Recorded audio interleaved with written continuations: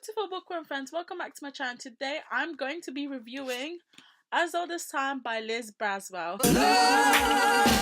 This book is a retelling of Beauty and the Beast, and it is published by Disney Press, and it plays around the idea of what if Belle's mother is the Enchantress. This book certainly follows the movie Beauty and the Beast quite closely. I think about 30% of the book is basically the movie, sans the music and the singing, which is one of the things I really love about Beauty and the Beast. I'm quite conflicted about this book. I don't know if I actually like it, so I've ultimately given it 3 out of 5 stars. So first, I'm going to say the things that I liked about this book. One of them is the world building. The book opens up the world of Beauty and the Beast. So we've got the first chapters alternating between Maurice's life, which is Belle's father.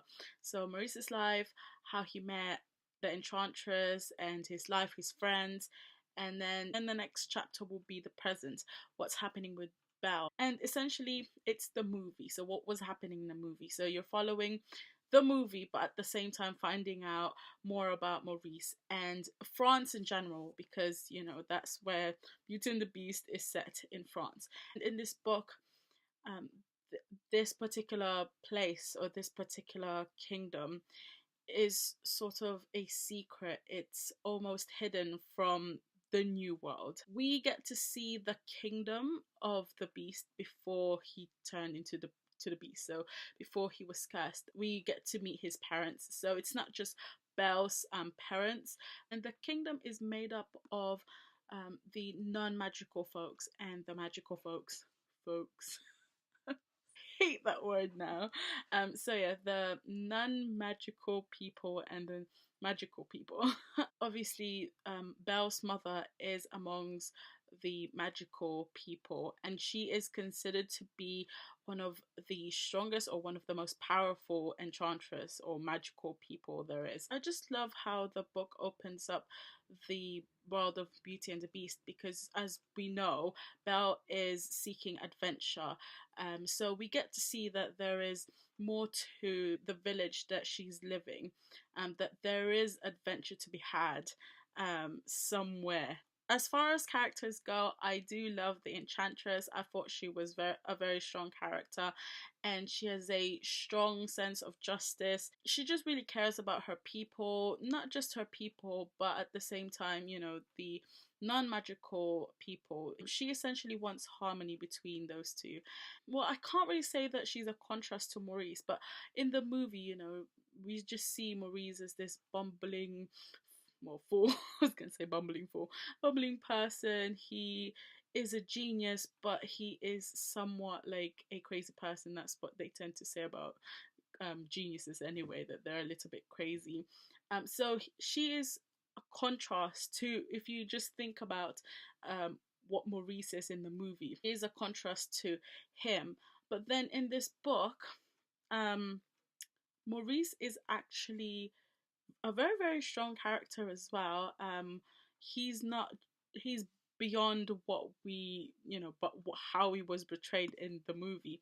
His character being, you know, a person that questions everything, and the fact that he doesn't really see this divide between the magical people and the non-magical people ultimately made Rosalind, or the Enchantress, fall in love with him. She's just, you know, a normal woman who is looking for a guy who would accept her for who she is.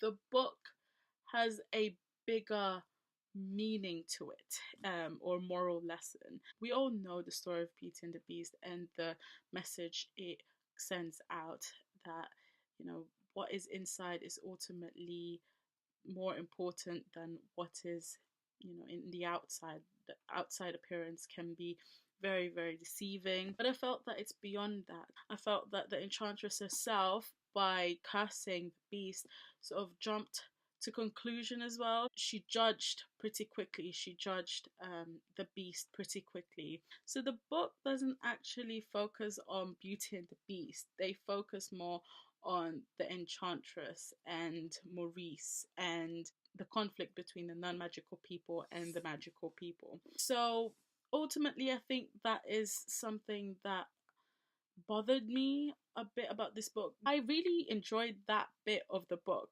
As I said, it opened up a whole new world to Beauty and the Beast, but because it follows the movie so closely, I'm a bit hesitant or confused as to how I'm supposed to take this. I know it's a retelling. I know it's a retelling.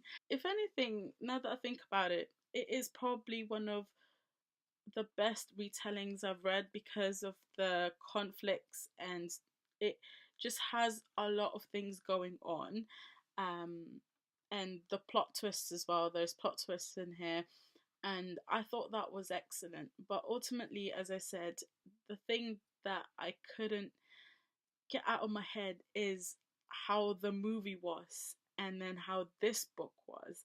When I watched the movie, the thing that really captivated me when I was a child was the transformation of the beast and just that magic of breaking the curse. That did not happen here.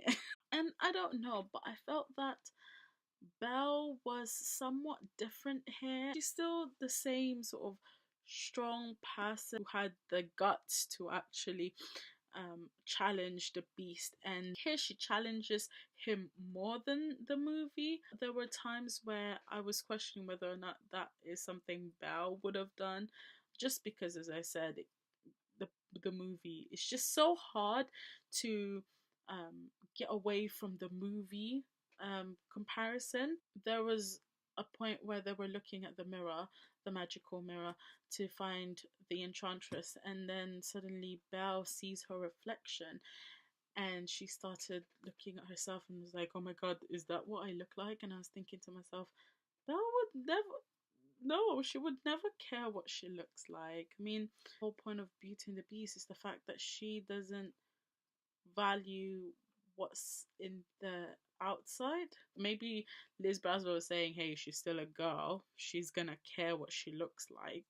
It's an open ended ending.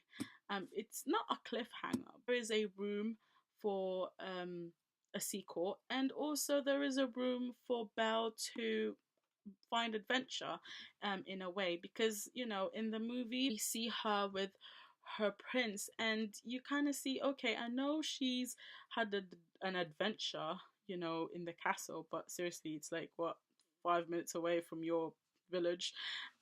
Obviously, because now she's a princess, you think, okay, maybe her adventure, okay, maybe she's gonna have an adventure, but ultimately she's a princess. She's got a kingdom to run. Whilst in this one, um, it seems as if Belle is open to, you know, her adventure, going to see the world, going to Paris or Rome, which for me is quite good. As I said, I give it 3 out of 4.